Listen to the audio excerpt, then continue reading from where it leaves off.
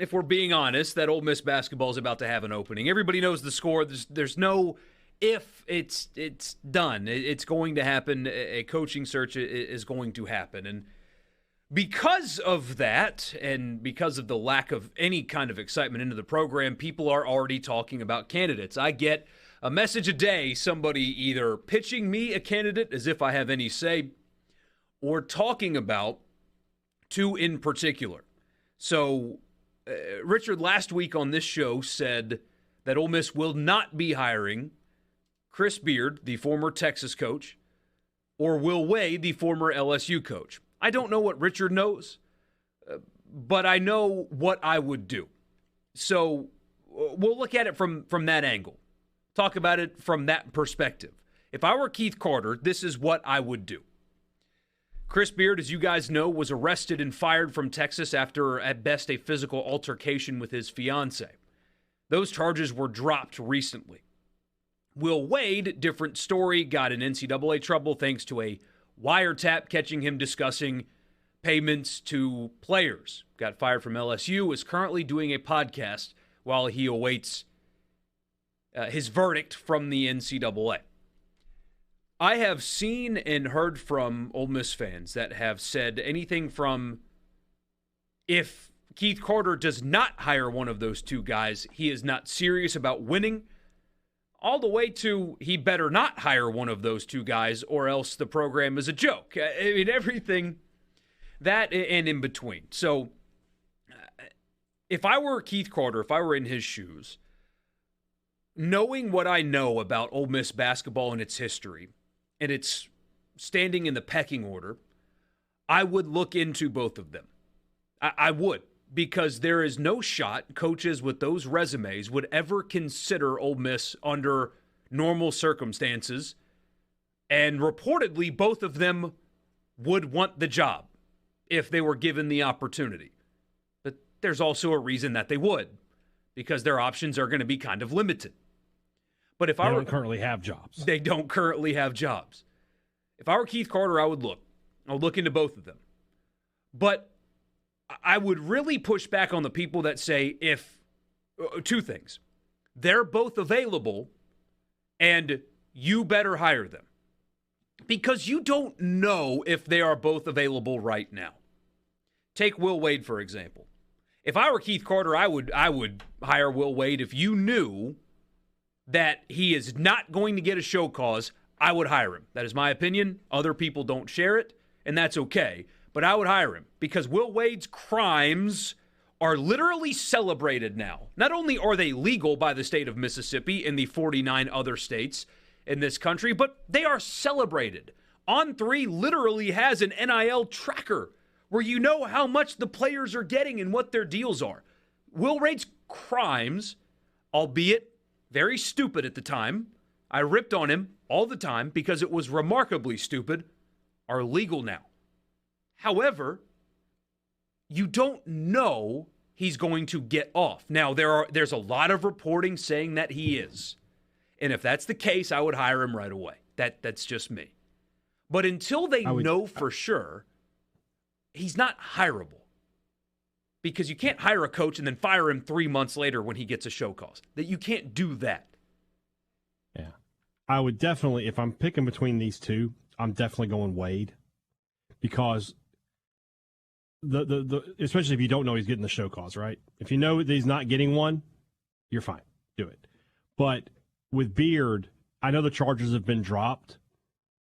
That is just an ominous thing that the charges were ever brought up in the first place, and that's not something you want to have to go back. Like if Will Wade is probably not going to get busted for cheating again, right? In this NIL era, right? He's not. But if Chris Beard, something happens and he gets arrested again, you are going to eat a plate of crap. Yeah. And you don't want to do that. So Wade, it's hard to believe you're going to say this, but Wade is the safer choice. For sure. Of those two. And I know Sean Beard's Miller, probably the better coach, but got a better resume.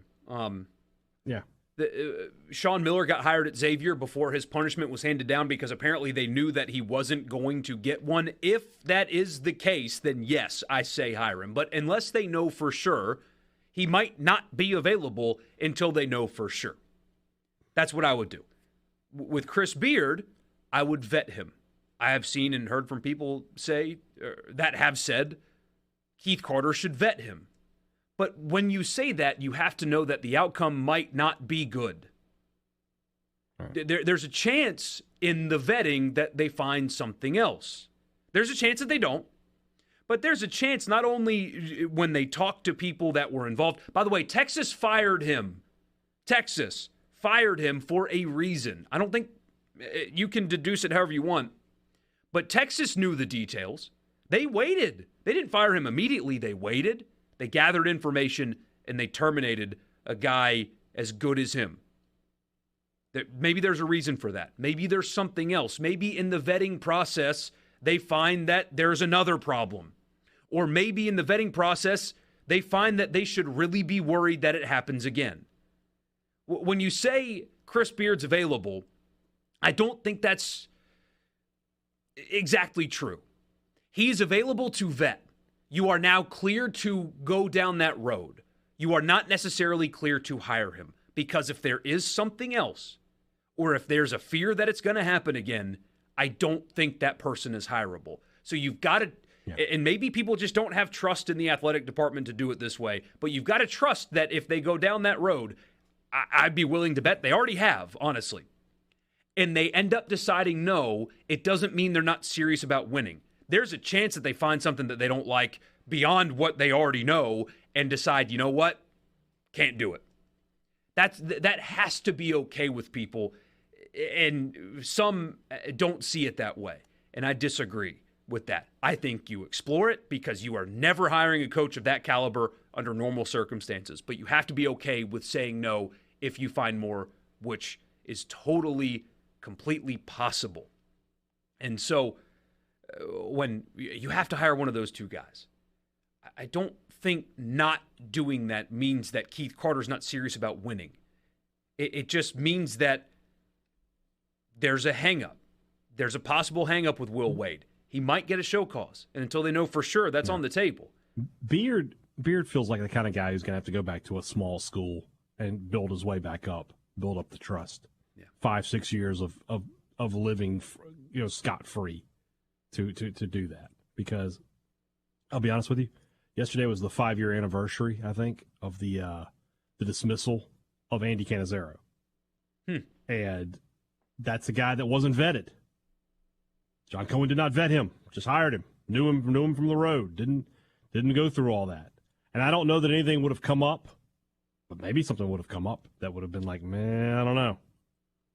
And then obviously not the same situations, but you talk about vetting, and it's why it's important. Yeah. I think Beard has to, he'll be next year at a mid-major, coach there a few years, get them into the tournament, and then be able to come back to a Power 5 job if he's, kept his nose clean between now and then. And, Wade, on the other hand, I think can get back in. Yeah, right away, as long as you know that a show cause isn't coming. So I would explore them both. I know some people say that they shouldn't. More people say that they should. I would explore them both. I would. But I would also be okay with passing on somebody with Beard's caliber. And it's not because I'd be afraid of Dan Wolken or whatever. It's not about a news cycle. It's about what would happen to your program forever if something like that were to happen again, while you, just months after the alleged incident, gave him millions of dollars to coach your program. There is more risk associated than some people are giving it credit for. I've seen people compare him to Bruce Pearl. Well, Bruce Pearl's at Auburn. Those situations are not at all the same. There's more risk in that. I think it would be totally appropriate to go down the road and explore and vet those guys, and I don't think if it ends with them not being hired, it means that they're not serious. Both things can be true. And then there's a lot of criticism about, well, you can't just hire a mid-major. Where did Eric Musselman come from? Where did Nate Oates come from? Chris Jans come from? Where did Chris Jans come from? Where did Chris Beard come from before Texas Tech hired him? Where did Will Wade come from? Doesn't mean you're not serious. And that's just the easier decision, too. Sports. First one we get is what happened to innocent until proven guilty. I understand what you are saying. I truly do. But that is a legal principle only. That does not necessarily have to apply when you are hiring coaches. You can, or employees or anybody. You can hire a coach for. So I ask that question all the time, right there. Like, would your business hire someone who, even if they weren't found guilty, was arrested on domestic abuse charges? Very recently. Yeah, in the last 2 months. Does your business take that risk? Now think about what your business is versus what Ole Miss Athletics is in terms of a multi-million-dollar company.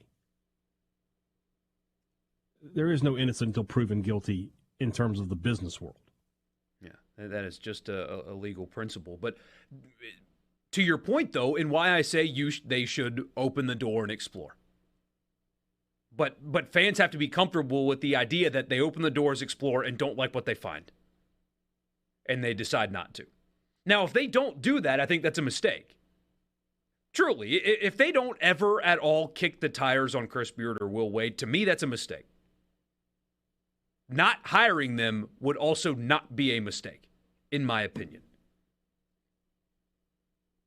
I don't understand the criticism of you can't hire a mid-major coach when that's where all of the good coaches have come from. The two that fans are clamoring over, Will Wade won at VCU and Chattanooga before LSU, or reverse. Chattanooga, then VCU before LSU gave him their shot. Chris Beard was at Little Rock. Mm-hmm. Chris Chains was at New Mexico State. Nate Oates was at Buffalo. That's where these guys come from. That's where great coaches come from.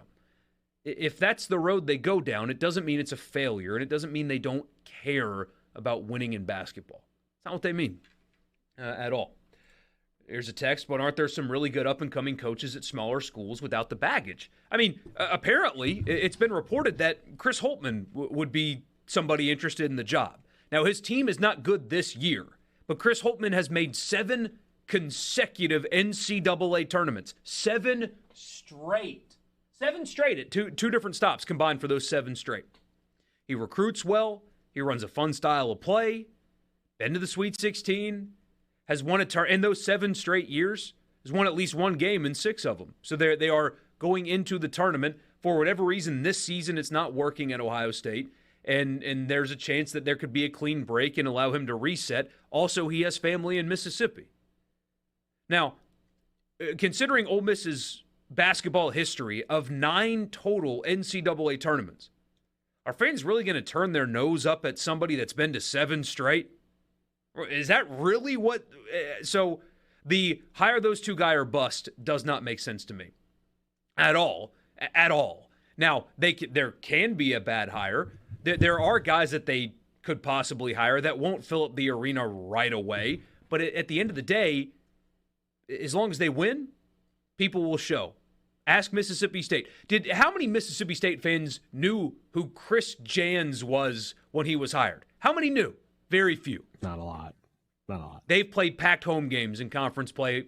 Almost all of them have been packed home games. Why? Because they started playing well basically right away.